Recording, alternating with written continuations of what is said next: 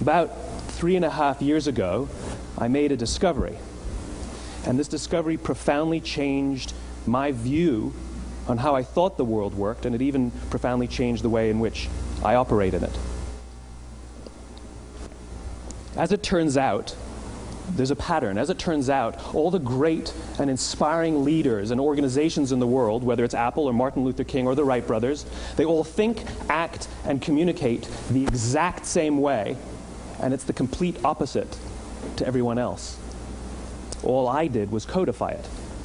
And it's probably the world's simplest idea. I call it the golden circle.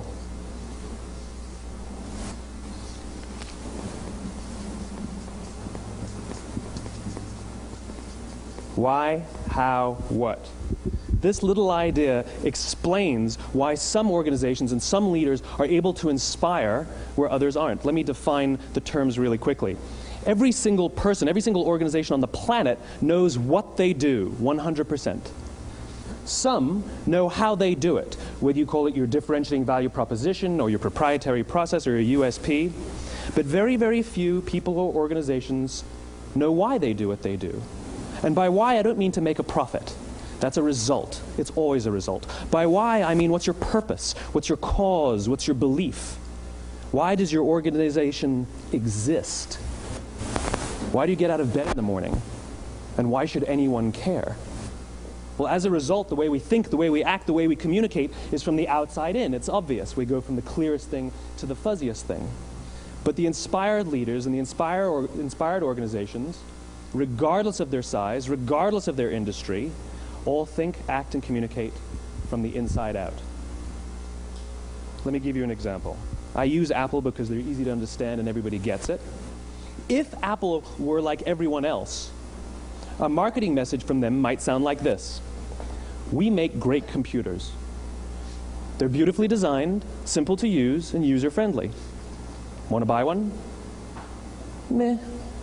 And that's how most of us communicate. That's how most marketing is done, that's how most sales is done, and that's how most of us communicate interpersonally. We say what we do, we say how we're different or how we're better, and we expect some sort of behavior, a purchase, a vote, something like that. Here's our new law firm.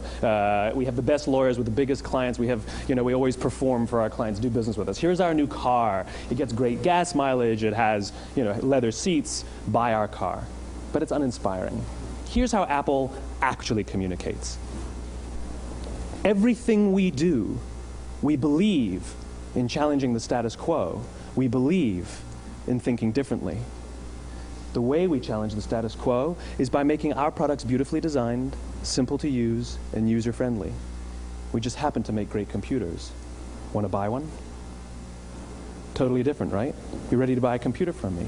All I did was reverse the order of the information. What it proves to us is that people don't buy what you do, people buy why you do it. People don't buy what you do, they buy why you do it. This explains why every single person in this room is perfectly comfortable buying a computer from Apple. But we're also perfectly comfortable buying an MP3 player from Apple, or a phone from Apple, or a DVR from Apple. But as I said before, Apple's just a computer company. There's nothing that distinguishes them structurally from any of their competitors. Their competitors are all equally qualified to make all of these products. In fact, they tried. A few years ago, Gateway came out with flat-screen TVs. They're eminently qualified to make flat-screen TVs. They've been making flat-screen monitors for years. Nobody bought one.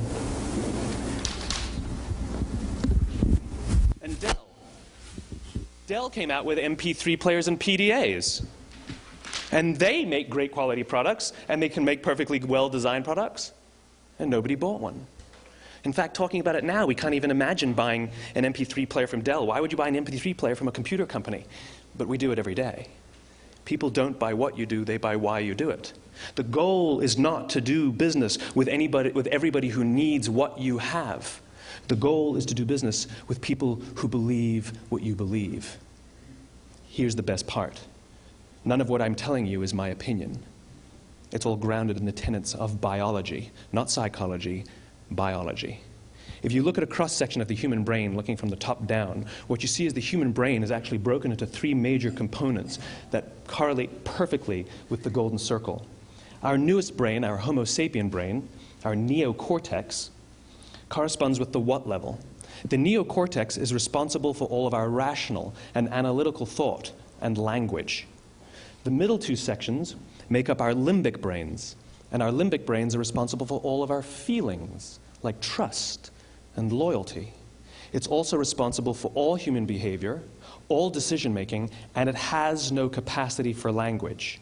In other words, when we communicate from the outside in, yes, people can understand vast amounts of complicated information like features and benefits and facts and figures. It just doesn't drive behavior. When we communicate from the inside out, we're talking directly to the part of the brain that controls behavior, and then we allow people to rationalize it with the tangible things we say and do. This is where gut decisions come from. You know, sometimes you can give somebody all the facts and your figures and they say, I know what all the facts and details say, but it just doesn't feel right. Why would we use that verb? It doesn't feel right. Because the part of the brain that controls decision-making doesn't control language. And the best we can muster up is, I don't know, it just doesn't feel right. Or sometimes you say you're leading with your heart or you're leading with your soul. Well, I hate to break it to you, those aren't other body parts controlling your behavior. It's all happening here in your limbic brain, the part of the brain that controls decision-making and not language. But if you don't know why you do what you do, and people respond to why you do what you do, then how will you ever get people to vote for you or buy something from you, or more importantly, be loyal and want to be a part of what it is that you do? Again, the goal is not just to sell people who need what you have. The goal is to sell to people who believe what you believe.